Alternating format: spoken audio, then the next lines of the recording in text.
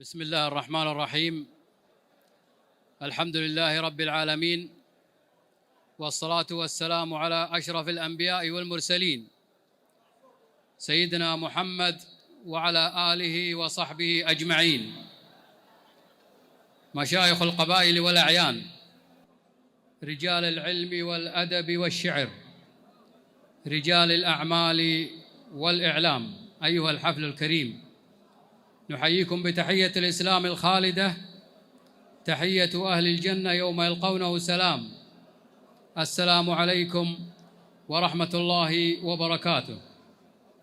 في هذا المساء الجميل الذي نحتفل فيه جميعاً بمناسبة زواج المحامي عبد الله بن سعد المحينيش، وباسمكم جميعاً أيها الحضور الكريم، نقول لفارس هذا المساء كما قال نبينا وقدوتنا محمد صلى الله عليه وسلم في مثل هذه المناسبات: اللهم بارك لهما وبارك عليهما واجمع بينهما في خير.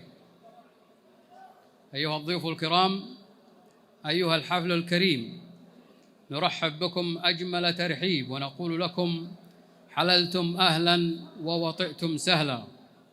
خير ما نبدأ به آيات من الذكر الحكيم يتلوها على مسامعكم نادر بن لافي المحينيش. أيها الضيوف الكرام، لكم في قلب راعي هذا الحفل مكانة وتقدير، وله أيضا مشاعر نظمها في كلمته التالية: كلمة راعي الحفل مشاري بن سعد المحينيش.